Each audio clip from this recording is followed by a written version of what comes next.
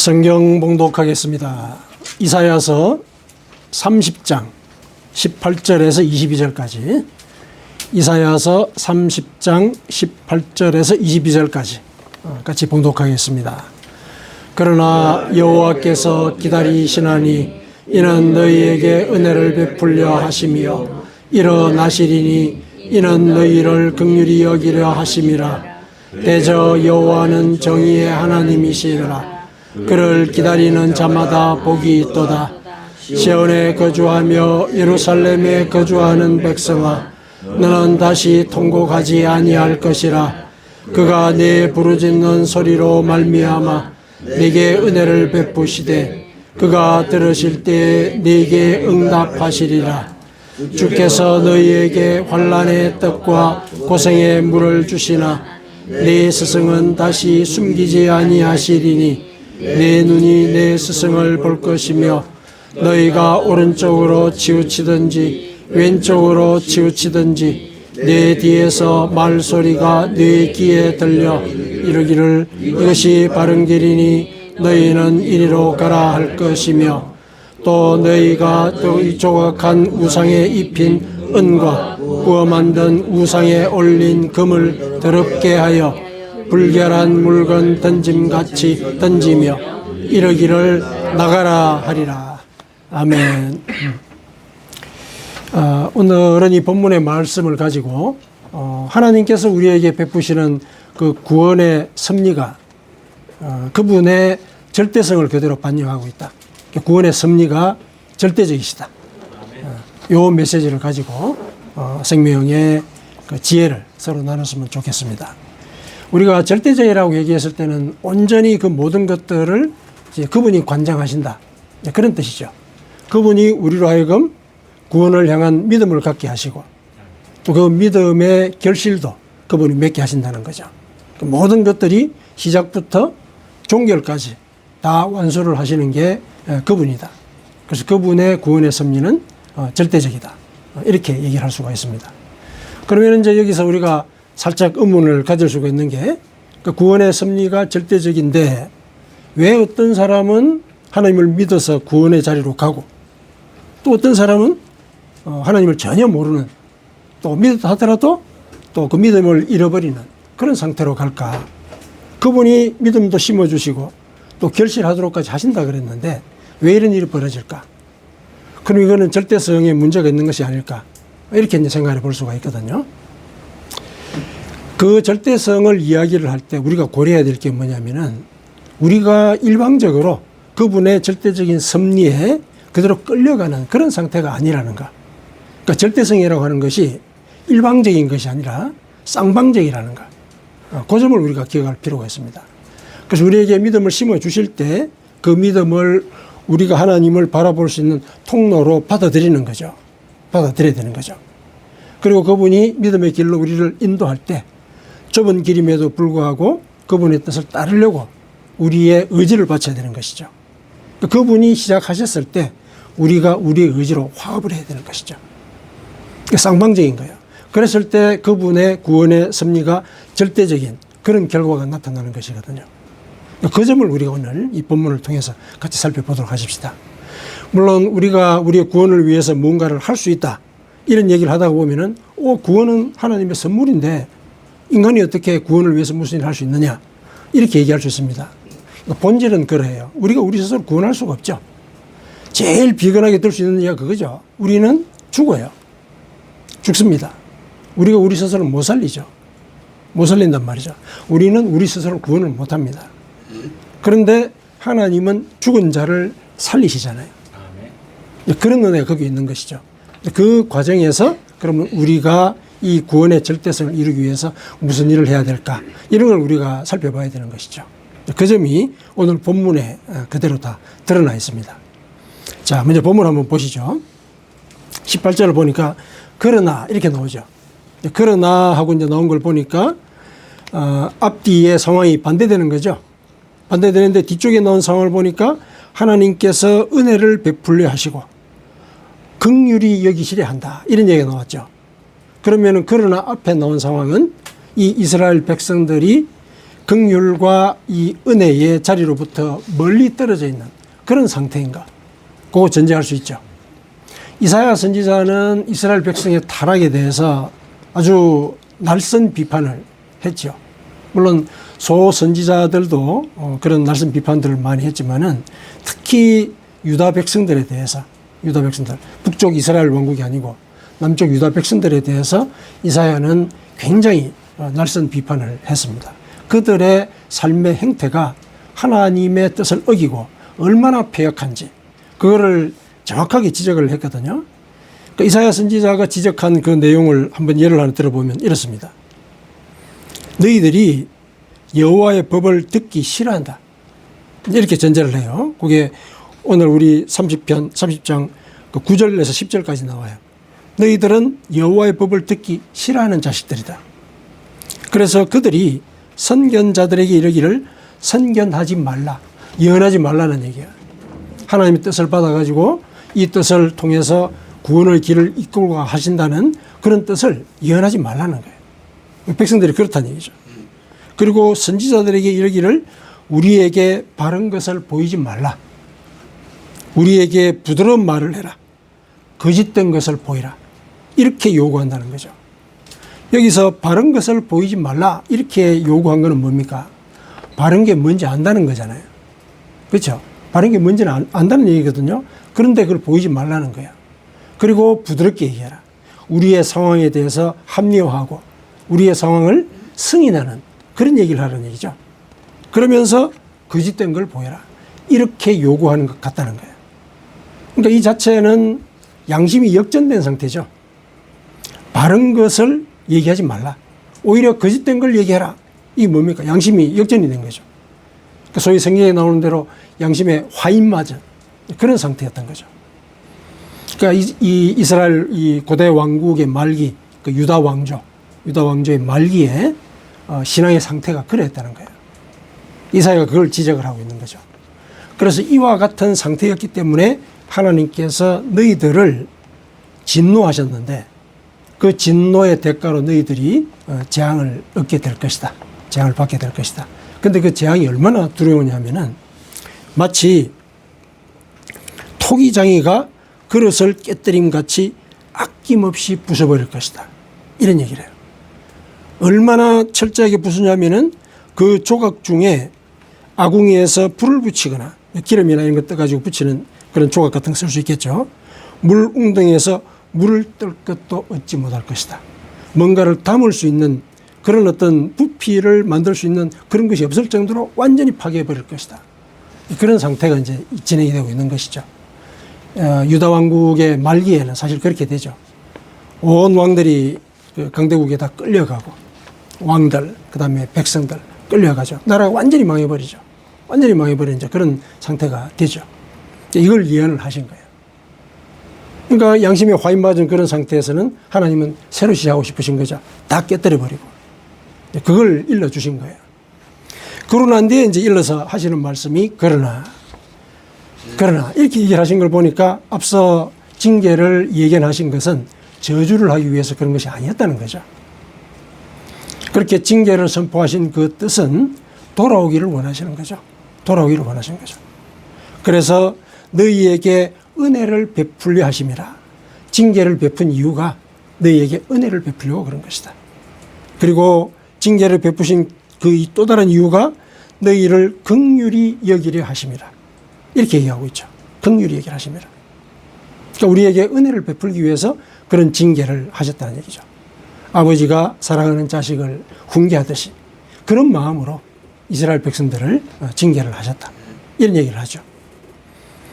대저 여호와는 정의 하나님이시며 대저라는 말이 성경에 자주 나오는데 대저라는 말은 대처로 보건대 이제 그런 뜻이거든요. 그러니까 맥락상으로 볼 때는 앞에 나온 내용들에 대해서 부연 설명을 하는 경우가 많습니다.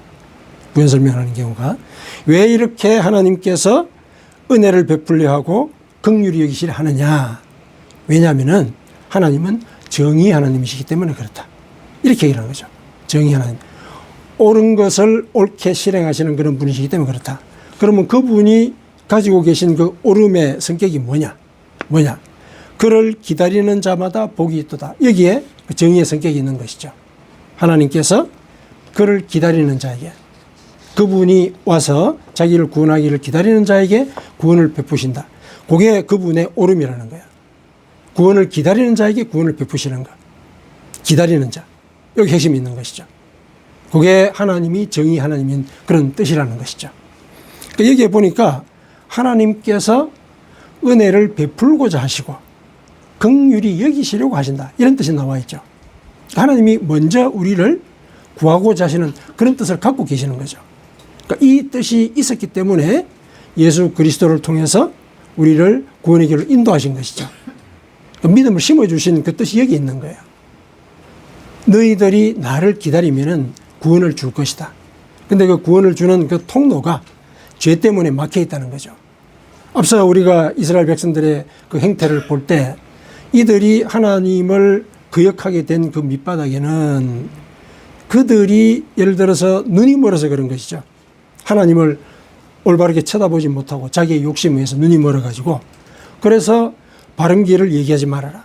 오히려 거짓된 걸 얘기하라. 그러니까 옳은 것이 뭔가에 대한 그 눈이 멀어버린 상태죠. 그러니까 그들의 죄 때문에 이 구원의 길이 막혔던 것이죠. 그 점을 이사야 선지자를 통해서 일러주셨는데 그 내용들을 하나님께서는 전제를 하시고 그럼에도 불구하고 나는 너희들을 은혜를 베풀고 긍휼히 여기려고 한다. 내가 너희를 먼저 구원하고자 한다. 이걸 이제 일러주시는 거죠. 구원의 시발점이 하나님이신 것을 여기서 선포를 하신 거예요. 내가 구원을 시작하겠다. 이렇게 얘기를 하세요. 그렇게 해서 구원을 시작을 하셨는데 그러면은 한번 구원의 손길을 내민 뒤에는 그러고는 그 다음에 너희들이 알아서 해야 되느냐. 그런 차원의 또 문제가 아니죠. 이어서 하시는 말씀이 그거죠. 20절에 보니까 주께서 너희에게 환난의 뜻과 고생의 모를 주시나. 그러니까 너희들을 징계하는 가운데 너희가 환난을 겪고 고생을 겪기는 했다. 그러나 네 스승은 다시 숨기지 아니할 것이다. 이 스승이 누굽니까? 성령이시죠. 성령이십니다. 그러니까 내 눈이 내 스승을 볼 것이며 너희가 오른쪽으로 치우치든지 왼쪽으로 치우치든지 내 뒤에서 말소리가 네 귀에 들려 이르기를 이것이 바른 길이니 너희는 이리로 가라 할 것이다. 성령을 통해서 그 믿음을 키울 길을 안내를 하겠다는 거죠. 그 믿음을 심어주시고 또 믿음이 커질 수 있도록 돌보시겠다는 거죠. 그러니까 이런 거 보면은 하나님은 구원을 시작하시고 또 구원을 완성하기까지 역사하시는 거죠. 구원의 절대성의 어떤 그 1차적인 모습이 여기에 보이는 거죠. 먼저 우리로 믿게 하시고 먼저 그분이 은혜와 긍휼을 베풀고자 하셨단 말이죠. 돌아오라는 얘기죠. 돌아오라.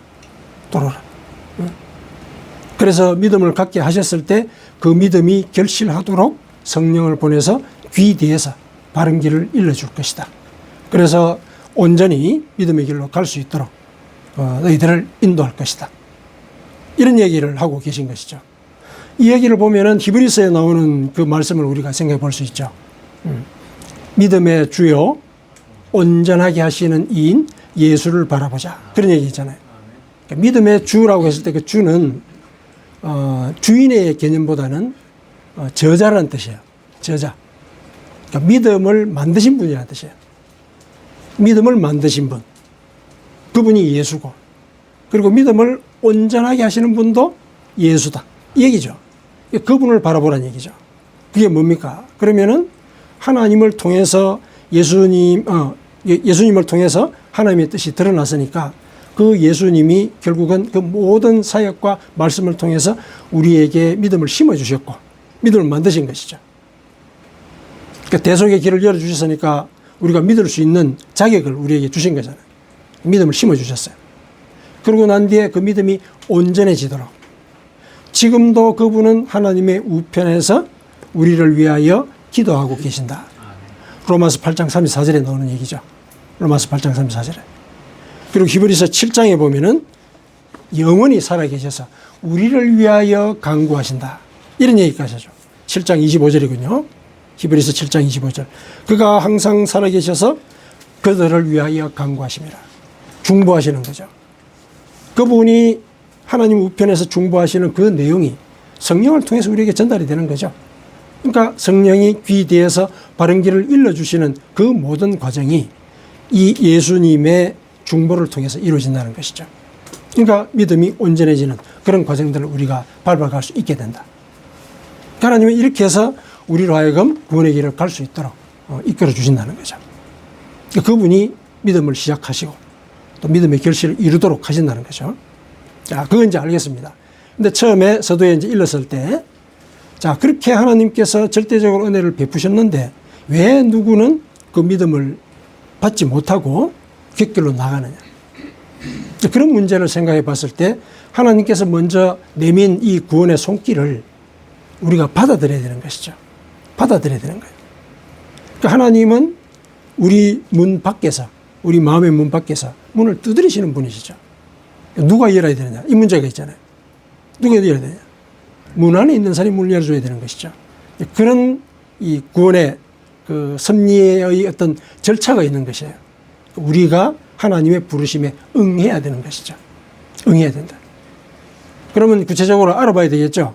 어떻게 하는 것이 그분의 그 구원의 손길에 우리가 응답해서 구원을 완성하는 그 길로 나아갈 수 있을 것인가. 그 구원의 절대성을 어떻게 해야, 우리가 어떤 일을 해야 그 절대성을 실현할 수 있을 것인가. 그것도 오늘 본문에 나와 있죠. 자, 첫 번째 우리가 해야 될 일을 한번 보십시다. 자, 여기 보면은 18절에 여호와께서 기다리시나니 이렇게 얘기를 하고 있죠. 하나님 우리를 기다리십니다. 돌아오기를 기다리시는 거죠. 믿음의 씨앗을 심어주셨기 때문에 깨닫기를 기다리시는 거예요. 그러면 그 기다리시는 그대로 우리도 그분을 기다려야 되는 거죠. 우리도 그분을 기다려야 되는 거죠. 그게 18절 마지막에 나오지 않습니까? 그를 기다리는 자마다 복이 있도다. 구원을 얻는다는 얘기죠.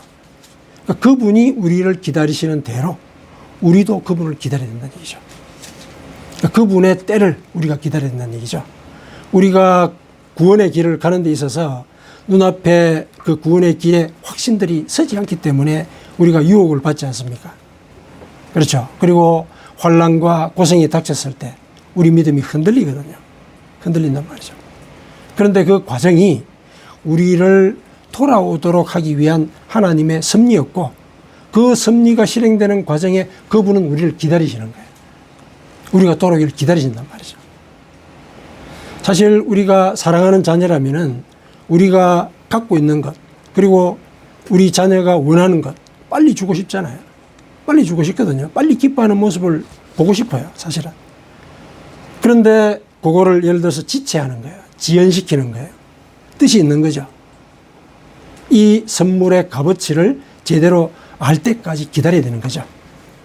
그거 기다리시는 거죠. 하나님께서 우리를 기다리신다고 얘기했을 때 그 기다리는 거는 하나님께서 은혜를 베푸셨을 때 그 은혜의 뜻을 우리가 충분히 받아들이고 그 은혜대로 살아갈 수 있도록 준비가 된 그런 상태죠. 그때 하나님이 은혜를 베푸시는 것이거든요. 그때가 되기까지 하나님은 기다리시는 거예요. 당신의 기쁨을 지연시키는 거예요. 선물을 줘서 기뻐하는 그 모습을 빨리 보고자 하지 않으시는 거죠. 지연시키는 거예요. 기다리시는 거예요. 그러면은 그분이 기다리실 대로 우리도 기다려야 되는 거죠. 그러니까 내가 그 은혜의 선물을 받기까지 영적인 역량이 차도록 나도 기다려야 되는 거죠. 가만히 있는다고 차는 건 아니죠. 가만히 있는다고. 그분의 말씀을 읽고 말씀대로 살려고 하는 그 과정 속에서 내가 변하잖아요. 내가 거듭나잖아요. 그 거듭난 상태가 그분의 구원의 은혜를 받을 수 있는 자격의 신호인 거예요. 그렇게 우리가 기다려야 된다는 얘기죠. 자, 그 다음에 두 번째, 그분이 성령을 주셔서 이리로 가라, 바른 길을 일러주신단 말이죠. 우리를 가르치신다는 얘기죠. 우리를 가르치십니다. 그러면 그렇게 가르치실 때 우리가 그럼 어떻게 반응해야 되냐? 우리도 가르쳐야 됩니다. 우리가 하나님을 가르치는 것은 우리는 상상할 수 없죠. 그렇죠? 그분이 우리를 가르칠 때 그럼 우리는 누구를 가르쳐야 되느냐? 나를 가르쳐야 되는 거죠. 남을 가르치려는 게 아니고 나를 가르쳐야 돼요. 그분이 나에게 일러주신 그 말씀을 내 삶 속에 적용해서 나의 이 성령들 이것들을 가르치는 거예요. 내가 나를 가르쳐야 되는 것이죠. 그러니까 그분이 나를 가르칠 때 우리도 가르쳐야 된다는 얘기죠. 자, 이렇게 보면은 하나님의 그 구원의 손길에 대해서 상응하는 그런 조처를 우리가 취하는 거죠.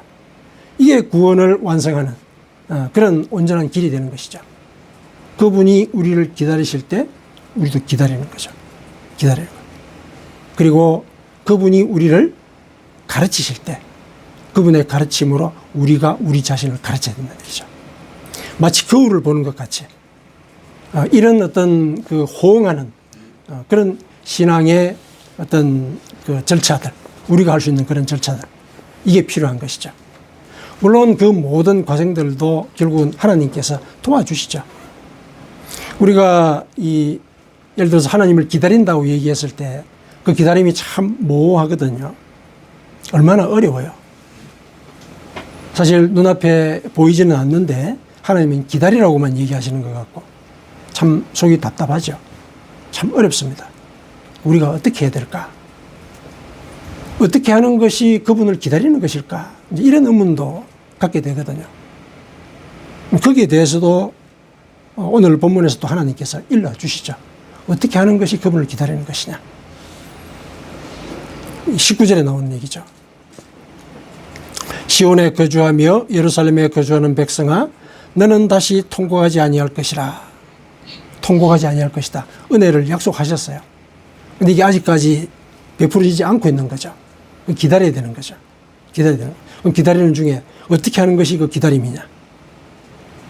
그가 네 부르짖는 소리로 말미암아 네게 은혜를 베푸시되 그가 들으실 때 네가 응답하시리라. 이걸 믿는 거예요.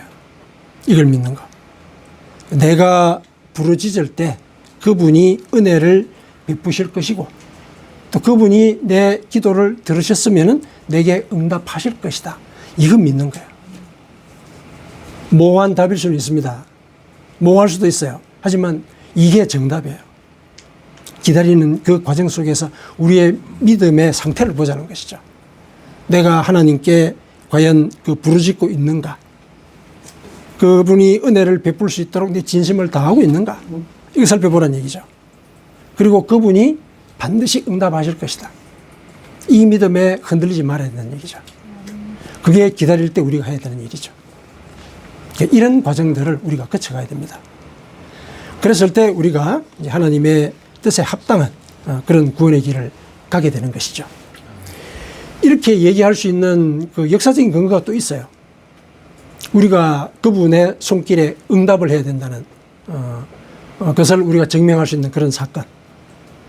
제일 그 비관한 사건이 이스라엘 백성들이 애굽을 떠나서 홍해 앞에 당도했을 때 사건이 벌어졌죠. 애굽의 군대가 이들을 죽이기 위해서 달려오고 있지 않습니까? 근데 앞에는 홍해가 가로놓여 있어요. 이 진퇴양난이죠. 이 진퇴양난의 상황에서는 이거는 이 목숨밖에 예를 들면은 죽는 수밖에 없다는 얘기죠. 그런 상황이. 그렇게 어려운 상황인 거죠. 앞으로 갈 수도 없고 뒤로 물러날 수도 없고 그런 상황이 벌어진 거죠. 그때 이스라엘 백성들이 어떤 반응을 보였습니까? 어떤 반응을 보였습니까? 여기에 애굽에 매장지가 없어서 우리를 여기로 끌어냈느냐. 이제 그 얘기부터 나온 거죠. 왜 우리를 생고생을 시켜가지고 여기로 끌고 와가지고 여기서 죽게 만드느냐. 이거죠. 그러니까 누군가 아마 그 중에서 화를 못 이겨가지고 돌을 들어가지고 모세한테 던졌으면은 아마 전부 다 모세에게 돌을 던져 던질 그런 상황이 벌어진 거죠. 그때 모세가 그들에게 뭐라고 그랬습니까? 가만히 있으라. 잠잠하라 그랬습니다. 그러니까 이 말씀 자체는 이제 하나님께서 구원을 하시니까 우리가 가만히 있어야 된다. 그런 얘기를 이제 하는 것으로 많이 해석들이 되죠. 물론 그렇습니다. 근데 그 원문을 이렇게 살펴보니까 잠잠해라. 가만히 있으라. 이렇게 모세가 한 이 말의 그 원어의 의미가 소란 떨지 말라는 얘기야. 너무 그렇게 흥분해가지고 앞에 무슨 일이 있을지조차도 차분하게 생각하지 못할 정도로 그렇게 소란 떨지 말라는 얘기야. 우리를 그 상황에 한번 대입을 시켜 보십시다. 우리 소란 떨죠. 발등에 불이 떨어졌어요. 얼마나 호들갑을 떨겠습니까? 또 어떤 식으로든지 내가 그 상황을 벗어날 수 있는 것들 찾으려고 하겠죠. 내가 할 수 있는 것들 다 동원하려고 하지 않겠습니까? 목숨이 걸렸지 않습니까? 또 무슨 일인지 하겠죠. 그런 상황인 거예요.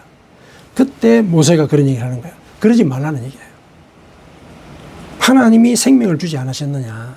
그거 믿어야 되는 거죠. 내 생명 하나님이 주셨다.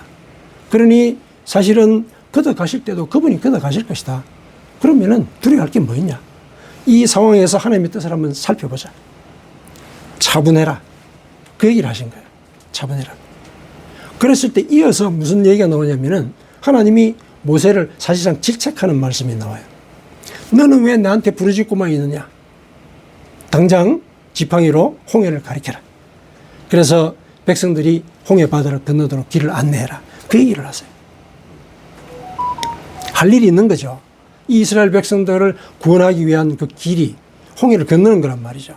홍해를 건너는 거. 그러니까 구원을 예를 들어서 그분이 시작했어요. 데리고 나왔잖아요. 애굽의 땅으로 데리고 나왔거든요. 그리고 온전히 구원하시는 그 과정에서 우리가 잠잠히 그분의 뜻을 기다릴 때, 차분히 무슨 일이 일어날까를 기다릴 때 그분은 홍해를 여신다는 얘기죠. 홍해를 여신다. 그때 홍해를 예를 들어서 들어가지 않으면 어떻게 됩니까? 들어가지 않으면 죽는 거죠. 죽는 거죠. 애국 군대는 죽이려고 오고 있지 않습니까? 죽이려고. 그러니까 애국 군대가 닥쳐왔을 때 안 들어가고 있으면 죽는 거죠. 근데 들어갔기 때문에 애국 군대가 오히려 죽어버렸잖아요. 그런 일이 생긴 것이죠. 거기에서 우리가 하나님의 그 구원의 섭리, 그걸 우리가 이해를 해야 되는 것이죠. 그분이 길을 열었을 때 응해야 되는 거예요. 홍해 속으로 들어가야 된다는 얘기죠. 들어가야 된다.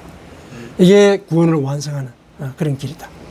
그래서 그분의 구원의 섭리는 절대적이지만은 그 절대성 속에는 우리의 상응하는 그런 노력들이 있어야 되는 것이죠.